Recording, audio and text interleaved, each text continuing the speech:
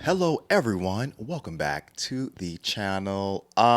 First and foremost, thank you to everyone who wished me happy birthday yesterday. Yes, March 31st is my birthday and you guys wished me happy birthday in the comment section on Twitter.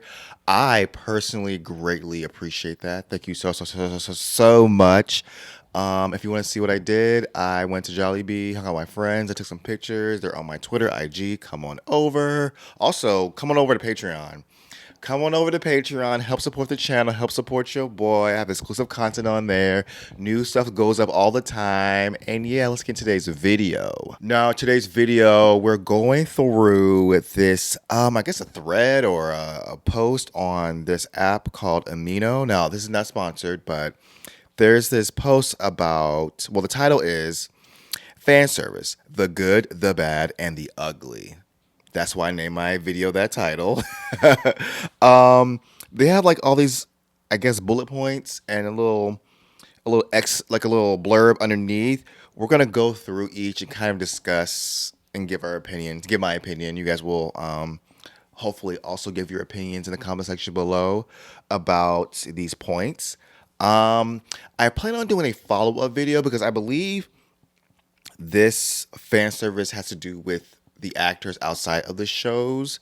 I want to do one about the fan service in the shows and lack of actual storyline in favor of more scenes wasted with fan service. So I'm not sure when I'm going to do that, but I'm going to do that soon. Hopefully, really soon. But if you have any like thoughts and opinions on fan service with the characters in the show, if it's like wasting time, is it style over substance, let me know your thoughts below and I can maybe read some of your comments in that video. Actually, yeah, please do that. Leave some comments about your thoughts on how fan service is handled in shows, from the older shows to the newer shows. Do you think it is filler? Do you think it's necessary? Do you love it? Do you hate it? Let me know below and I will in my follow-up video, go over the comment section and we can just discuss and talk about it. Okay, so it says here, fan service NBLs. What is it? Fan service NBLs is two people from a particular series being intimate in a way, whether it be through physical contact or words in real life. It says here, fan service is often done at events where the two actors are present or through communicating to fans via social media and live streams. Fan service has been a staple in the community since introduction to BLs, from novels to television series. That's pretty much how it works, how it's been going. It's been the whole live stream things have happened more often, especially during the pandemic. And yeah, that's pretty much the deal. What's it for? It says here, What's it for? It says here that fan service is usually done to please the fans of a particular show or couple. It's an intimate gesture done outside the bounds of the characters they portray. That is true. I find it to be. I'm gonna let you know my opinion on fan service outside the show. To be ridiculous. I understand. I think in the context of them recreating scenes or do like a stage play or a skit, go off and go ham. I mean, do it up. But just as the actors are just like kikiing and whatnot, and it just seems like they seem unnecessary. They're both out there promoting the show and doing things. Them themselves being there is like, in my opinion, enough. That's enough. We don't need them. We don't need them. I guess I don't need them to be affectionate with each other and all that good stuff. Like I don't. That doesn't. It. What purpose does that serve? Like it doesn't do anything. In my opinion, like I can still be hyped for the show and be hyped for the actors without them doing all that. I don't. I know. I guess 'cause in my mind, I know they're playing characters, so the actors themselves don't have to be the characters all the time or continue the narrative of the characters being like booed up. Like it's just a show. It's not. I don't. I promotions. The fact of the matter is that the majority of BL actors are at least identify as straight. So why do they do things with another man outside of acting? Well, the truth is most of the time is to promote the series they are in. They will be in character 100% of the time in front of the cameras or fans of the show. It is not known yet. It is not yet known, sorry. if the actors are getting paid for the fan service, but it's ultimately helps the series get attention, thus more revenue from sponsors. Yeah, that's all it is. I mean, I know we're all mostly aware that that's why they do that, but some people are, I guess, delusional on that. They think, oh my gosh, their ship is real, the things happening is real, but it's just to help promote the show. These actors need, the more promotion they get, the more fan meets they get, the more money they make, the more popular they get.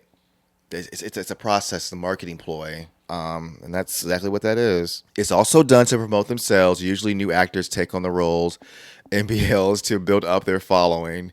BLs are a big chance for an unknown actor to gain an immense amount of attention in a small amount of time. For those actors who are already in a household name in the community, it helps them gain even more followers. And with it, things like limited edition merchandise and paid fan meetings can be produced as secondary income. BL is a business, and a business is booming. Like I said before, yep, that's exactly this. They right on spot on. If you didn't know, now you know. This is exactly what it is. We gon' we gonna lean into this. We're gonna act in these shows. We're gonna get popular. We're gonna tell you what you want to hear at the meetings, at the fan meets, the Q&As. Sometimes we'll stay around, like, and Syncto, they play these roles like forever and always, it seems. And some be dipping out, like, that was that guy named Mean from A Love by Chance. He's like, look, I'm good. I'm a bounce. Y'all be easy, though. Woo! Fantasy. The selling of the fantasy as a business is very commonplace in today's society, but BLs are in a very unique situation. With other forms of media, fantasies are left in the pages of the books and places of art it's intended for.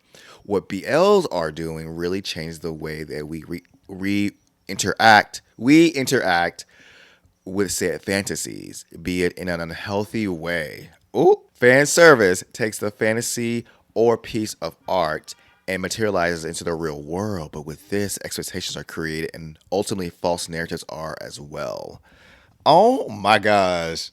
This little article here, I didn't read it all the way through. I read the first part. I was like, oh, I gotta do a video on it. So that's what we're doing today. But this is my first time actually seeing the points, and the points are being made. The points are being made. But I feel like this is like common knowledge, but I guess not. You know what I mean? Like, I guess this really explains the whole dynamic of it. If you weren't privy to this knowledge, this is a good way to find out because this is intense. Not intense, but this is real. This is really real. Next we have is fandom. BLs have amassed a huge cult following because of his unique storytelling as well as his titillating scenes. I guess unique storytelling, titillating scenes. I guess.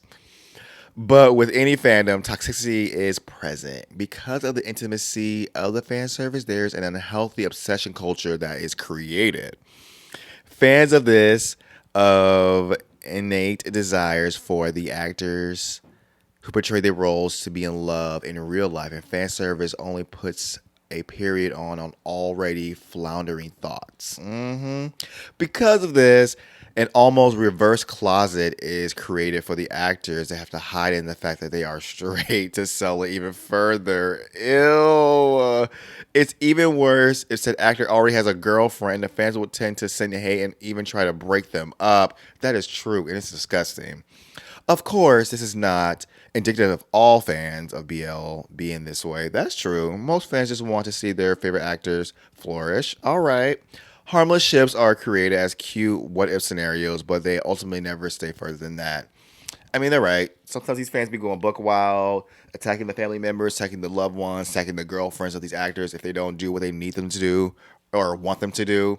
It's a bit wild and crazy, but it does kind of make it seem like everyone is that way. Even the ones who are just having a fun time, with the ship, like, oh, they love the actors as a couple, as a pair in these shows.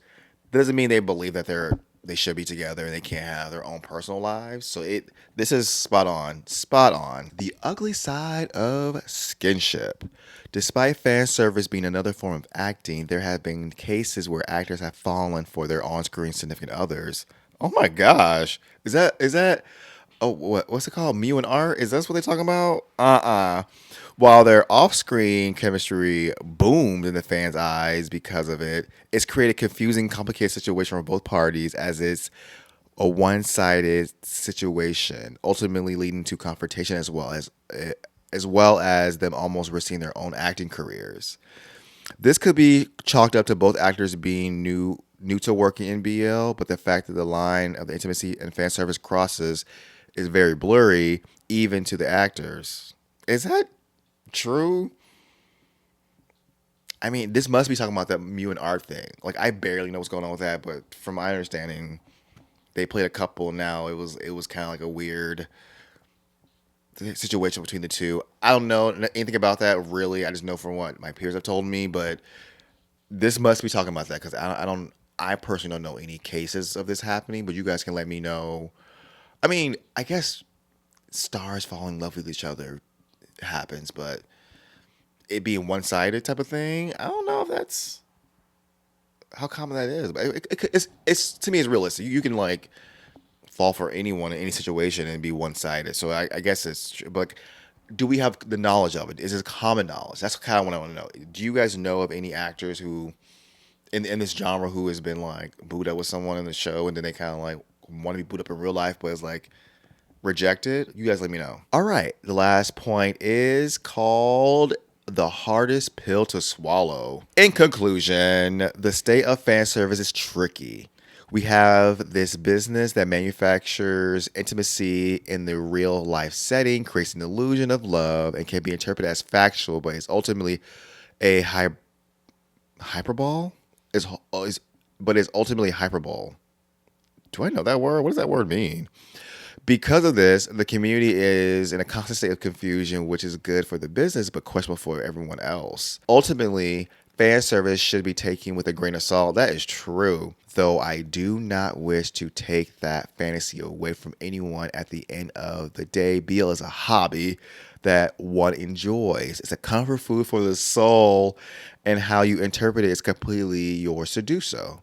Though to the obsessive, please keep the toxic behavior to a minimum as it doesn't do anyone good. Um this little article, little post on this app, y'all went off. That's exactly what this is. Um I do think that there's another point they didn't miss in this. Um, there, this is something that was brought up during the pandemic, during all those lives we all were doing.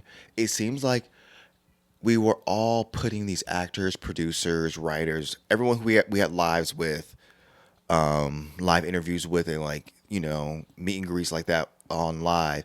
We kind of put them on a high pedestal because they were telling us everything we wanted to hear almost. Because these actors will get these questions about if they relate to their characters in different ways. And they're like, well, no, I'm not about that life. However, if there's someone I fall in love with, it could be possible. It could be a man. And it's kind of like one of those things where they're obviously going to say those things for you to stay tuned to the show, to get ready to watch the show, even during the airtime when it's actually running to keep you interested.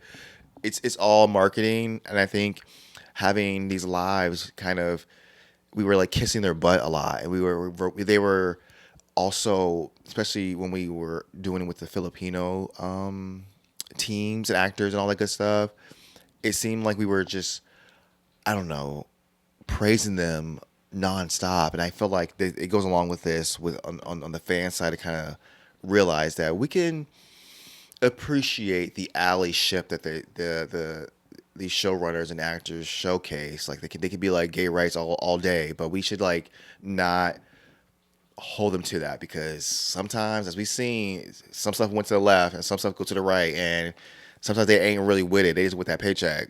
They with that come up. So we need to like really focus on like, okay, this is a business. They're gonna tell you what you want to hear. Maybe you want to hear it, but you realize they're just telling you that. Just be like, well, they're just saying these nice things that I align with, so I'm gonna just rock with that. I'm not gonna delve into more into that. I'm not gonna believe them fully and go on a whole like obsessive tangent on it because they said this, you know. But yeah, I want to know your thoughts and opinions on that. Like, I'm very curious what you guys feel about this. Where do you fall in this thing? You know, I've seen this behavior from people online and stuff, and I'm just like, oh, this is so disgusting. Like, I can't with this. But I want to know how you guys feel about that. Like I said earlier, I'm going to do a video about fan service in the show and the writing and storytelling that's been happening, especially lately. If you guys have any opinions, let me know so I can talk about it in my next video. And yeah, I will see you in that video.